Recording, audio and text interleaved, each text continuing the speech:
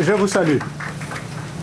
Vos couleurs roses me rappellent 89 à Kennedy, lycée Kennedy, où j'enseignais en seconde et en première le français. Asseyez-vous. Merci beaucoup.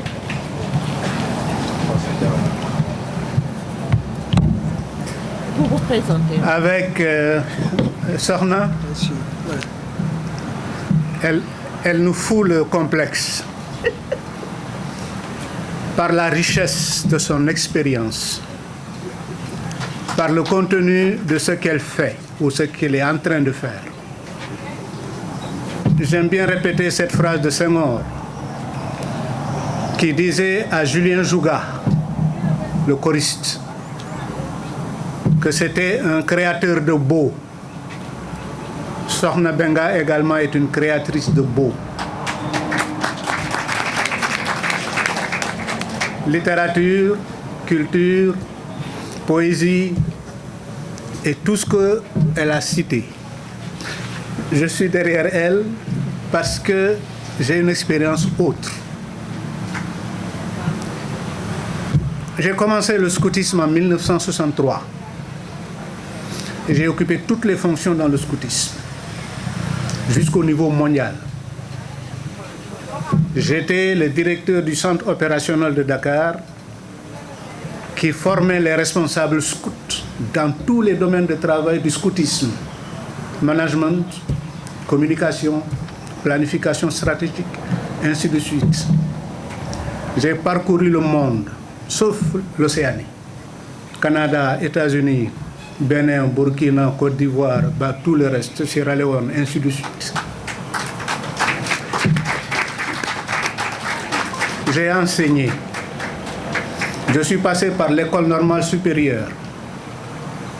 Mais avant d'y arriver, on a été à l'école normale William Ponty, qui fut une grande école fédérale avant de devenir nationale. On y entrait par voie de concours national. J'étais 2e régional et j'étais 9e national. C'est une école prestigieuse où on apprend plein de choses. Et puis, école normale sup, FASTEF aujourd'hui, Université de Dakar. Je suis allé jusqu'au DEA, mais je n'ai pas soutenu de thèse. Vous savez pourquoi? Le jour où j'ai bouclé mes 50 heures de séminaire, c'est ce jour-là que l'année blanche a été décrétée. Ouais. Mes camarades ont continué, je n'ai pas continué et je suis parti au niveau du scoutisme mondial. Aujourd'hui, je fais de la critique littéraire. Donc, c'est ce qui explique ma présence parmi nous ici et parmi vous. Je n'écris pas, j'en ai honte. Mais quand les autres produisent, j'ai la sensibilité littéraire qui me permet d'analyser de façon structurelle les œuvres. Et je vous ai dit que j'ai été en 89 à Kennedy par la couleur de vos blouses. Ce qui va nous arriver, ce que nous allons vivre, c'est parler succinctement du thème extrêmement important des racines et de la transmission des valeurs communautaires. Nous allons faire un détour. S'il vous plaît, quand vous entendez racine, qu'est-ce qui vous vient à l'esprit? Chers élèves, racine fait quoi? Déclenche quoi dans vos têtes? Quelle est l'image mentale que vous avez? Racine, oui. Un arbre, ça c'est là, très bien. Dès qu'on entend racine, nous sommes en botanique.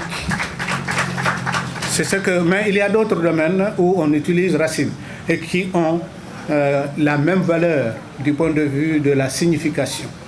Tel que, à part l'anatomie, je l'ai déjà dit.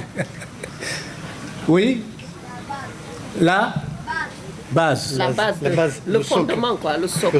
Oui, oui, oui. Les racines, oui. Les racines, oui. Socle. Socle. Très bien, oui. Fondement, très bien. Oui? Le pilier. Le pilier. Vous avez tout dit. Racines en botanique, en anatomie, en mathématiques. On a le même mot, mais c'est la même signification dans la mesure où c'est le fondement, le socle. Nous parlons aujourd'hui de racines en termes dans le domaine de l'humanité. Ces racines dont nous parlons ont la même fonction que tout ce que vous avez dit, socle, pilier, mais parce que ça retient quelque chose. Mais le monde d'aujourd'hui est complètement à l'envers. Nous avons beaucoup perdu de nos racines. Parce que la racine, c'est la culture, c'est l'être humain. L'humanité, c'est l'ensemble des êtres humains. Et on a, à travers le monde et l'histoire, des valeurs communes, des archétypes, que sont le beau, mais pas le beau plastique, pas le beau anatomique, mais le beau moral, la beauté morale. C'est-à-dire quelqu'un qui aide un autre, il fait un geste beau, qui soutient un autre, qui console un autre, c'est un geste moral beau. On a le beau, on a le vrai, dire la vérité, on a la justice et on a la bonté.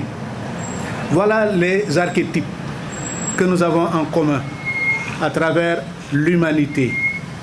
L'ensemble des êtres humains étaient ensemble, vivaient en harmonie relativement. Mais depuis la révolution industrielle des années 1850, on a rêvé, le monde a rêvé qu'avec les découvertes, les inventions qui se faisaient, le monde allait être le bonheur allait être plus répandu. Ça a été une grande déception. Tel n'est pas le cas. Aujourd'hui, on est en train de s'entretuer au niveau local, au niveau national, au niveau international. Où est ce bonheur que nous avions rêvé? Le monde s'effondre, les valeurs se sont effondrées. Ces valeurs, nous allons en énumérer quelques-unes et après, vous laissez continuer le débat. Parce que c'est fait pour vous, cette rencontre. Ce thème, c'est tout simplement que nous avons un cadre associatif. Il y a plein de groupes sociaux qui ne sont que des associations, mais qui sont fondés sur des valeurs, des principes. La famille est une association. Parce que quand on s'unit, le but, c'est de procréer et d'éduquer des enfants. Un syndicat est une association pour l'amélioration des conditions de vie des travailleurs. Un parti politique est une association. C'est pour conquérir le pouvoir et gérer, ainsi de suite. La vie associative, elle a des règles et des principes. Maintenant, nous avons, pour entrer, je vais faire un petit détour en vous posant une autre question. Pourquoi sommes-nous sur Terre? Pourquoi Dieu nous a-t-il créés? Pourquoi? Oui. L'adorer. Pour l'adorer. Pour l'adorer. Maïlen Kotangal, d'abord. Donnez-lui 2 Tangalman. Pour l'adorer, c'est juste. C'est tout le sens de la vie. C'est adorer Dieu pour espérer retourner au paradis. Formidable. Comment tu t'appelles? Yamila Toumbay. Yamila Toumbay. Ah, ça c'est bon. Oui. Non, on va te donner quelque chose. Inch'Allah. Madame Dabo, Madame la directrice, s'il vous plaît, repérez-la. Elle a tout résumé, tout ce que nous devons dire. Tout. Elle aura droit à un cadeau livre. Elle aura droit à un cadeau livre. Des rencontres sur le fleuve. Elle a tout. Yamil a tout. Elle a tout résumé. Nous avons le monde qui s'effondre. On ne se soutient plus. On n'adore plus Dieu comme il faut. C'est le voyeurisme. C'est le tape à l'œil. Est-ce que tu m'as vu? La vanité. La vanité. Il y en a, la liste, il y en a 100, plus de 100. Mais cette question, je vais la reposer aux élèves et elles vont nous donner 10 autres éléments qui concernent cette anomalie que nous vivons.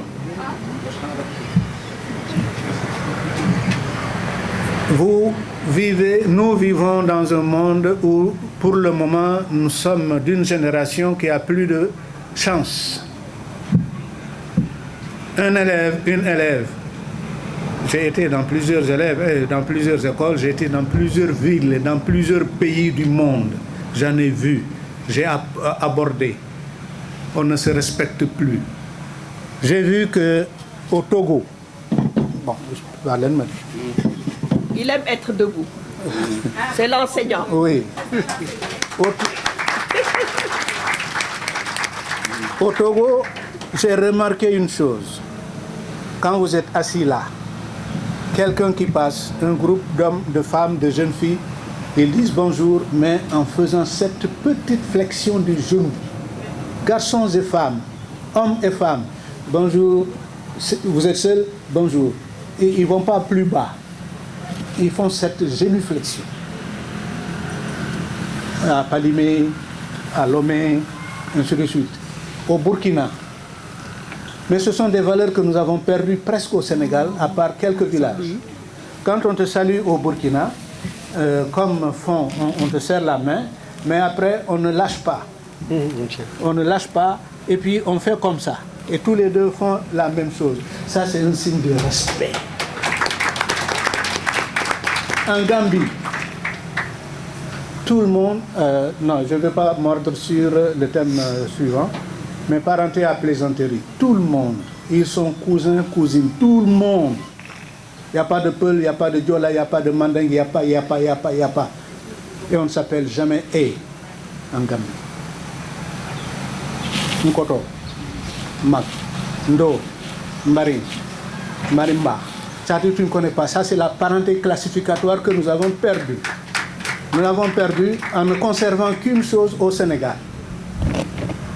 La parenté classificatoire, c'est quand tu regardes quelqu'un, à la vue, tu apprécies son âge par rapport au tien. S'il a l'âge d'avoir l'âge de ton père, tu l'appelles père. Tu l'appelles mère, grande sœur, petite sœur. Si ce n'est pas le cas, la personne te corrige en disant non, moi je peux être simplement ton grand frère, alors que tu l'avais appelé tonton. Aujourd'hui, qu'est-ce que nous avons? Père, fils, c'est tout. Maman. Wow. Dans le meilleur des cas, Gorgui. Là, j'ai oublié ça. Non, grand. Quelqu'un qui doit avoir l'âge de ton petit-fils, il t'appelle grand. C'est un manque d'éducation. Donc le détour que je voulais faire, ça c'est le premier cas. Le deuxième détour que je voudrais faire, à partir de la question pourquoi sommes-nous sur terre, c'est pour vivre en paix. Dieu nous a créés pour cela. Il a édicté des règles, des normes que nous avons transgressées avec la mondialisation. Cette mondialisation n'a créé que des difficultés dans nos vies. Chers élèves, vous avez une chance. Sorna vous l'a dit, je vais le répéter. Si moi j'ai eu la chance de parcourir le monde, de rencontrer toutes sortes de catégories de personnes dans les segments de la société, c'est parce que j'ai eu cette chance-là d'avoir grandi dans un mouvement d'éducation. Alors, j'ai envie de dire d'autres choses, mais je voudrais m'arrêter là. Par contre, nous pensons que les valeurs, on les acquiert par l'éducation. L'éducation, c'est la transmission de valeurs. Mais il y a ce que nous appelons aujourd'hui l'éducation académique ou scolaire, qui va du préscolaire jusqu'au post-universitaire. Vous êtes sur cette voie. Nous avons l'éducation non formelle, qui est le fait d'association d'éducation. Et nous avons l'éducation informelle, qui est le processus à vie par lequel tout le monde apprend chaque jour. Je suis fumeur, mon frère ou mon voisin est fumeur, il a le cancer des poumons, j'abandonne. Qui m'a dit arrête? Personne. Ça, c'est le processus à vie. Légui, l'école pratiquement a échoué. Elle ne fait que instruire. Quand je vois des élèves et des maîtres à ça yere bi neex na ma sa veste bi ainsi de suite, c'est la dérive. Avec tout ce que ça entraîne. Nous avons également cette éducation non formelle que je voudrais évoquer simplement pour m'arrêter là. L'éducation non formelle, c'est l'origine de ma formation en plus de la famille. C'est le scoutisme. Avec les 10 articles du scoutisme, on arrive à régler aujourd'hui, on pourra régler à condition que le politique suive. L'article 1, c'est l'éclaireur n'a qu'une parole. Aujourd'hui, on ment. À tout bout de champ. Tu vas voir quelqu'un, tu lui dis, écoute, ce que je vais te dire, ne le dis à personne. Vous connaissez l'histoire de Ngor Niébé? Non, vous ne l'avez pas lu. Ngor Niébé ne mangeait pas de niébé. Quand il faisait la cour à une femme, pour cela, il a commencé à manger en lui disant ne le dis pas. Mais après tout le monde, et on l'a appelé Ngor Niébé. Aujourd'hui, c'est pire. Wow, je suis venu te voir pour qu'on parle, j'ai quelque chose à te dire. Ne le dis à personne. Les portables là. Pendant que vous parlez, l'autre a mis ça en marche et c'est parti à travers le monde. Plus de secret, plus de discrétion, l'envie, la jalousie, la méchanceté, tout cela est aujourd'hui. C'est pourquoi les valeurs communautaires sont ce qui permet de vivre ensemble, sont ce qui permet de se préparer pour le rendez-vous final avec Dieu. Mais aujourd'hui, on a peur de la mort, mais on n'a pas peur du rapport qu'on doit faire après. C'est bon? Je m'en tiens là, mais il y a tellement de choses. Merci, M. Diawara, merci, doyen. Merci. Très belle introduction. Tu as posé des questions.